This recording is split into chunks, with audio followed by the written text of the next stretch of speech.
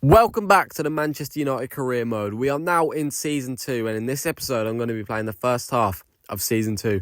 If you haven't watched season 1, there are 2 episodes of it, both half of the seasons. We ended up finishing 9th in the league and winning the Carabao Cup, which means we secured Europa League football for this season. We also brought in players like Mitrovic and Mbeumo, Cunha and DiMarco to help strengthen our team. And this window, we're going to be looking to strengthen even more. So let's not waste any time. Let's get straight into it. So all of these players here that are on this shortlist will be leaving the club, whether it's a transfer or on loan. And as you can see, a lot of them are on loan because we did get rid of a lot of players in season 1. But like Casemiro, Lisandro Martinez will all be leaving the club. And then all of these young lads will be leaving on loan. I'm going to be bringing in some new players to strengthen our first team and our bench as well, because we definitely need some backup players with all these players leaving the club. First player in the door is a new starting centre-back. We had Maguire starting last season, and if I'm being honest, he wasn't bad, but he's getting on a bit now. He's getting into his last few years of his career, so we've brought in a new young centre-back, Murillo, from Nottingham Forest. We all know in real life this guy's a baller, and in the career mode, Nottingham Forest actually went down.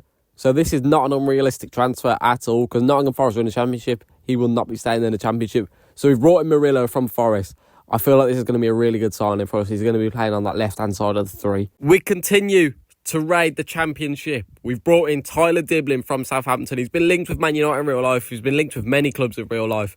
But we've got him in on this career mode. He's going to be in Mbeumo's backup on that right-hand side. Hopefully he can come on, cause some problems. And you never know, in the future, he could be starting.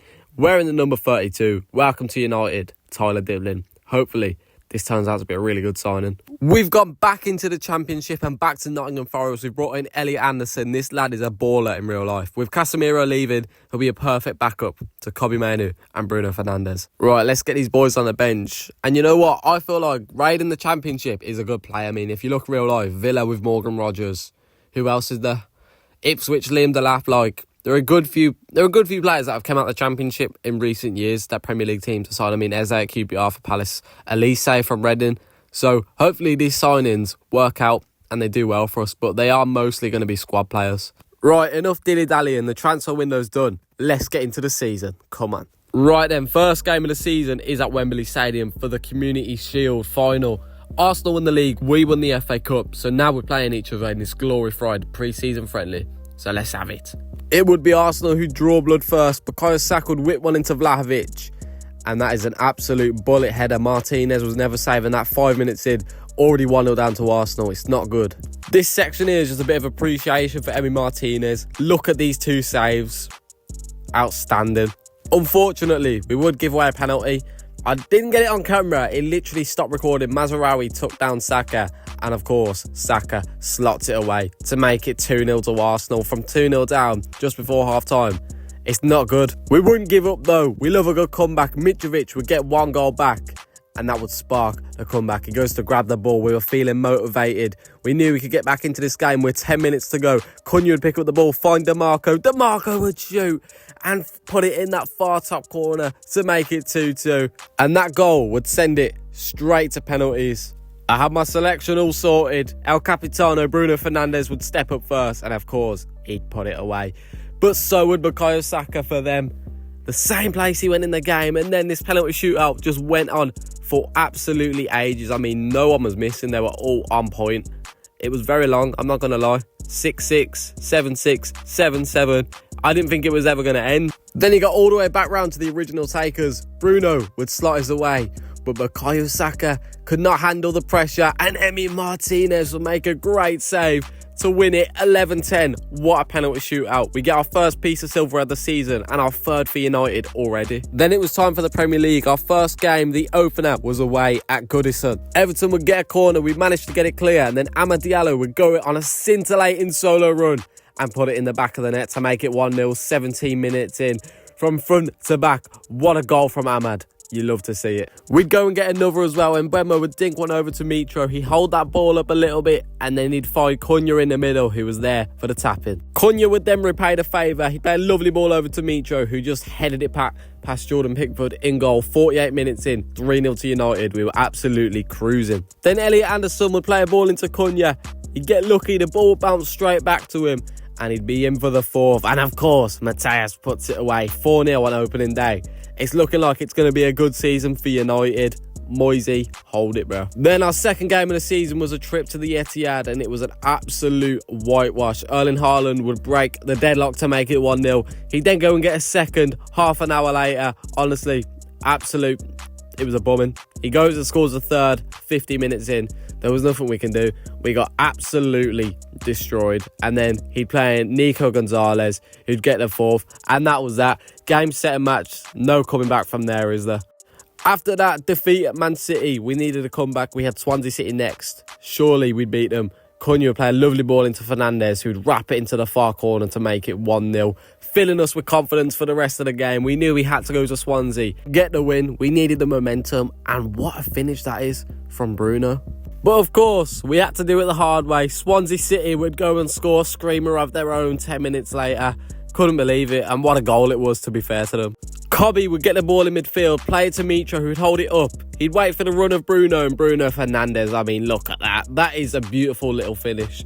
And what a lovely team goal that was. 5 minutes after Swansea score. A good way to bounce back after them levelling it. Then with 7 minutes to go, we were trying to see the game off. Manu ran straight into the box. He got taken down for a penalty. And obviously El Capitano, Bruno Fernandes, would step up. And he would indeed score to get his hat-trick to make it 3-1. A good bounce-back win after that absolutely disgusting performance against Manchester City.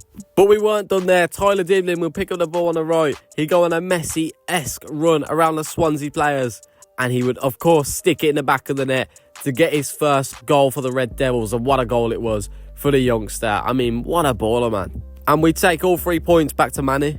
Next up, a trip to North London, a trip to Spurs. We needed all 3 points here, and Mitrovic would break the deadlock to make it 1-0. What a finish that was from the serve. Mbeumo would play the ball into Mitro, who'd find Cunha, and Cunha would make a nice little finish into the bottom corner. Spurs would get a goal back, Dom Solanke, but just a consolation. Didn't affect the game at all. We were cruising the whole time. Next up, a trip to St James's Park, one of the toughest places to go in the Premier League this season. And they'd show that early on in the game. From a corner, Sandro Tonali would give it to Gordon. Gordon would then find Joe Willock on the edge of the box, who'd score to make it 1-0. And it was a good finish from the former Arsenal man. Mitrovic would get us back in the game then with a lovely goal, smashing it in the far corner against his former team to make it 1-1. And then Mbeumo would whip one into him again, and we take the lead. What a goal and what a header from Mitrovic. Returning back to St James's Park to score 2 goals. Love it. Mbeumo would then go on a nice little run, and he'd find Mitro on the edge of the box, who'd get his hat-trick in the first half. He's come back to absolutely destroy his former club with no remorse. This game was an absolute whitewash. DiMarco would seal the deal. What a finish from the Italian to make it 4-1 to bring all 3 points back to Manchester. Come on. Next up, a trip to Turin against Juventus in the Europa League. This is a big one, arguably one of the biggest games of the season. We need to qualify for the next round of the Europa League. It would be us to break the deadlock. Manny would smack one off the post, but Cunha would be there for the rebound to make it 1-0. 4 minutes in. What a lovely little move. Then Openda would pick the ball up outside the box and absolutely smash it into the top corner 10 minutes after we scored to make it 1-1. We had a game on our hands. Cobby would play Mitro through. Mitro would get 1-on-1 with the keeper, and there's only one outcome for these situations. Mitrovic slams it home to make it 2-1. Then Mitro playing Mbeumo in, and I couldn't believe that this didn't go in off the post, and then Mitro just couldn't quite get there. The ball was bouncing around everywhere. Just couldn't get in the back of the net. And Juve did actually score. My Xbox stopped recording, so it is 2-2, unfortunately. Then Ahmad would go on this crazy solo run. I mean, look at that skill. And if he scored this, it would have been the goal of the series. So unfortunate. But then Mitro would put it in the back of the net to make it 3-2. 62 minutes in. What a goal. Over the top on the half volley. You love to see it. Come on, the boys. That again would go and score another worldie. I mean, look at this. Just wraps it into that top corner to make it 3-3. What a game this is. This is probably game of the series so far. In the last minute, Juve would get a corner. They'd whip it in. And luckily, Mitro was on the line to clear it. Martinez would throw the ball out to Ahmad. Ahmad finds Mbeumo. Mbeumo goes on a little run. Finds DiMarco. And Federico DiMarco would score to make it 4-3. 90 plus 3 on his return to Italy. Federico breaks Juventus' hearts, and that wraps up all 3 points for Manchester United in the Europa League. Come on. after that win, we'd go to Anfield filled with confidence. Maybe we could get all 3 points, but you know what? Never mind. They absolutely destroyed us. An absolute whitewash. 3-0. Write it off completely. Next up, a trip to the Etihad. We were seeking revenge for that absolutely embarrassment at the start of the season. 4-0. Haaland would break the deadlock though, 10 minutes in, 1-0. Thought at this point, this is going to be a long game. This is going to be a replay of that game at the start of the season. We'd fight back though. Mitrovic scores an absolute worldie on his left foot 26 minutes in to make it 1-1. But Phil Foden would soon cancel that out as he makes it 2-1 only 2 minutes later, literally from the kickoff. How disappointing. Mbeumo would then pick up the ball. He'd find Kobe on the edge of the box and Kobe smacks it into the far corner. Pick that out the net. So what a goal from the stock. You know what? He's just Kobe, isn't he? That's what he said. He's just Kobe. He's not anything. He's just Kobe. Nico Williams will get a shot off and force Emi to make a decent save. And then from that corner, they'd whip it in. And it would land on Erling Haaland's head. And of course, he would put it away to make it 3-2, 53 minutes in. There's still a lot of time though. We can still pull it back. I told the boys at half time, they might beat us, but we ain't going down without a fight. And that's exactly what we've done. We put up a fight. Bruno Fernandes goes on a nice little run and puts it in the far corner to make it 3-3. What a goal from the El Capitano, stepping up when we needed him most. He'd pick up the ball again on the edge of the box. He'd find Mitro into Cunha. Mitro would turn. Mitro would put it in the back of the net in the last minute to make it 4-3 against Man City. And I told you, we did not go down without a fight. We put up a fight against City and we come back. What a result. We're through to the semi-finals of the Carabao Cup. Final game of the highlights, final game of the year, final game of this episode. Can we go down on a high against Brighton? De Ligt had other ideas. I mean, it was a bit soft. I think it was Minter who went down. João Pedro would step up and score the penalty, which is illegal. He's not actually a Brighton player anymore, so what's he doing on there? You know what I mean?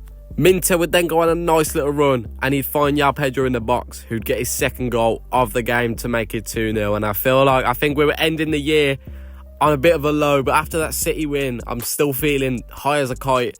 I mean, look at this goal. It's a consolation, but De Ligt, pick that out there, son. It might be 2-1, but you deserve to celebrate that, son.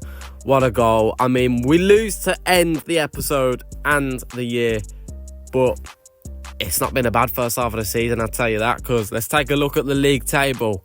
We're sitting in 4th. The title charge is still on. We're only 9 points off Man City, who are top, and we know we can beat them. So when they come to Old Trafford, it's going to be a different story, trust me.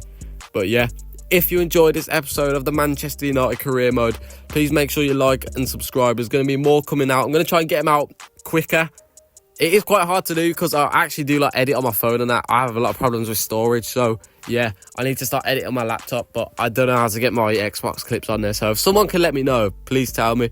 But if you enjoyed, make sure you like and subscribe, and I'll see you in the next video.